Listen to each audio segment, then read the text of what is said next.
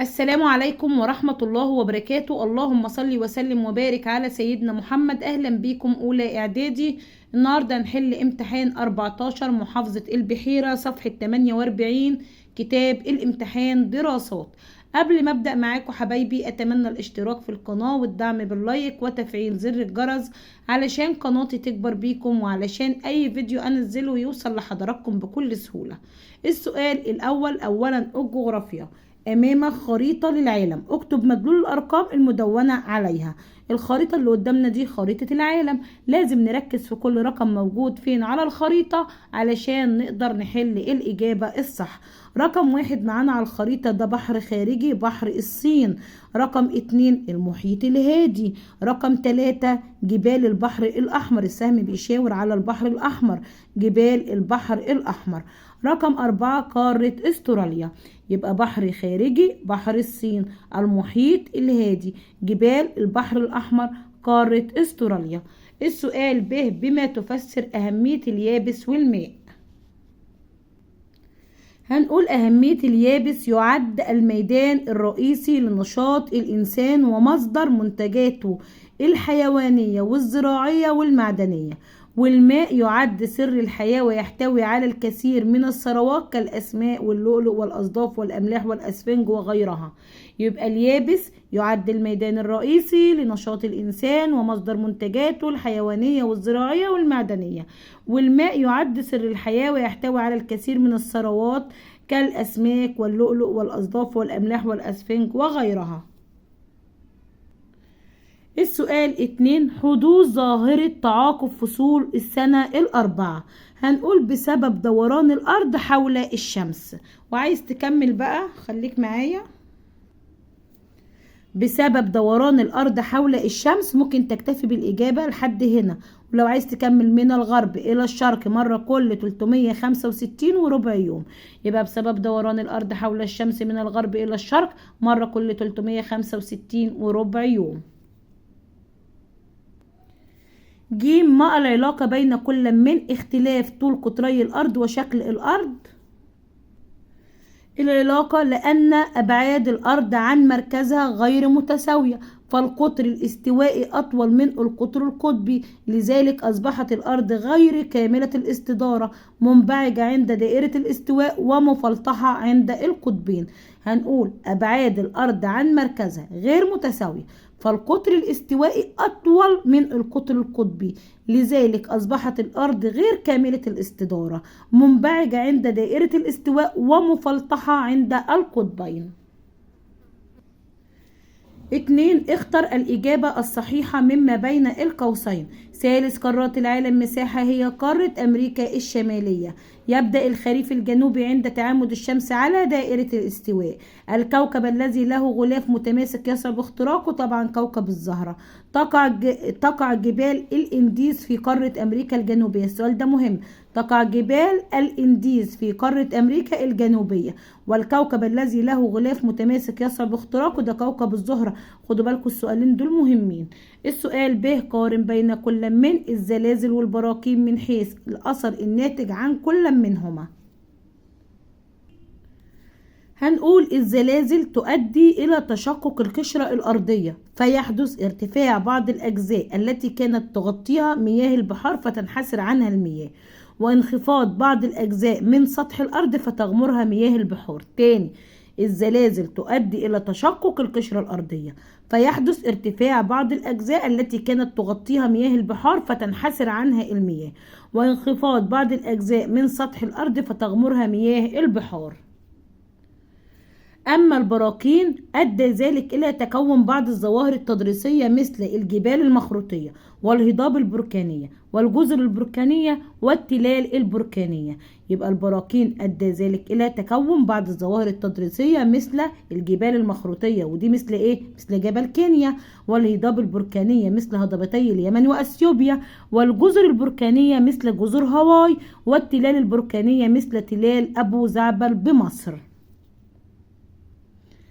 ج ما النتائج المترتبة على كل من وجود الجاذبية الأرضية أثناء دوران الأرض. وجود الجاذبية الأرضية أثناء دوران الأرض أدى ذلك إلى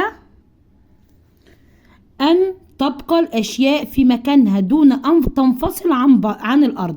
يبقى أدى ذلك إلى أن تبقى الأشياء في مكانها دون أن تنفصل عن الأرض.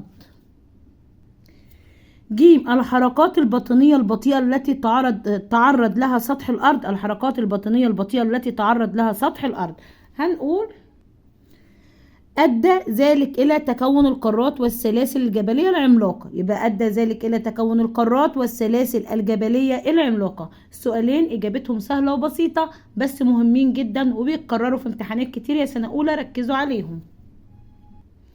السؤال 3. ثانيا التاريخ لمن تنسب الأعمال التالية. أرسل رحلة من الفينيقيين للدوران حول قارة أفريقيا في العصر المتأخر. ده مين؟ نخاو. كان يرأس الإدارة المركزية في مصر القديمة. الوزير مؤسس الأسرة السادسة والعشرين في مصر الفرعونية. السؤال ده مهم، إبسيماتيك الأول. يبقى مؤسس الأسرة السادسة والعشرين في مصر الفرعونية، إبسيماتيك الأول. آلهة الحق والصدق عند المصريين القدماء ماعت. يبقى آلهة الحق والصدق عند المصريين القدماء ماعت.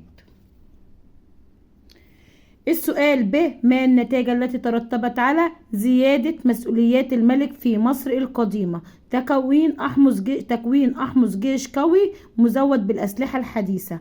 هنجاوب السؤالين دول مع بعض. السؤال الأول زيادة مسؤوليات الملك في مصر القديمة، هنقول أدى ذلك إلى اتخاذ فرعون وزيرا له يعاون في الحكم. يبقى أدى ذلك إلى اتخاذ فرعون وزيرا له يعاون في الحكم.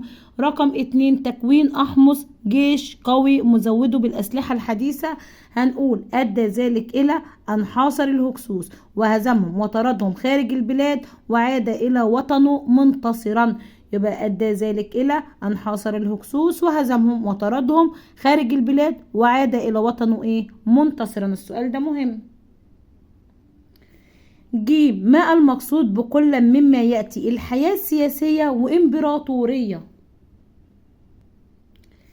الحياة السياسية نظام الحكم والسلطات المختلفة الموجودة في المجتمع لإدارة شؤونه والعلاقة التي تربط بين الحكام وأفراد هذا المجتمع. يبقى نظام الحكم والسلطات المختلفة والموجودة في المجتمع، عفوا يا حبايبي، نظام الحكم والسلطات المختلفة الموجودة في المجتمع لإدارة الشؤون والعلاقة التي تربط بين الحكام وأفراد هذا المجتمع. بالنسبة للإمبراطورية دولة كبيرة مترامية الأطراف تسيطر على أراضي وشعوب متعددة بفضل قوتها العسكرية والاقتصادية. يبقى دولة كبيرة مترامية الأطراف تسيطر على أراضي وشعوب متعددة بفضل قوتها العسكرية والاقتصادية. عفوا يا حبايبي لو كنت اتلخبطت شوية، بس السؤالين دول برضو مهمين.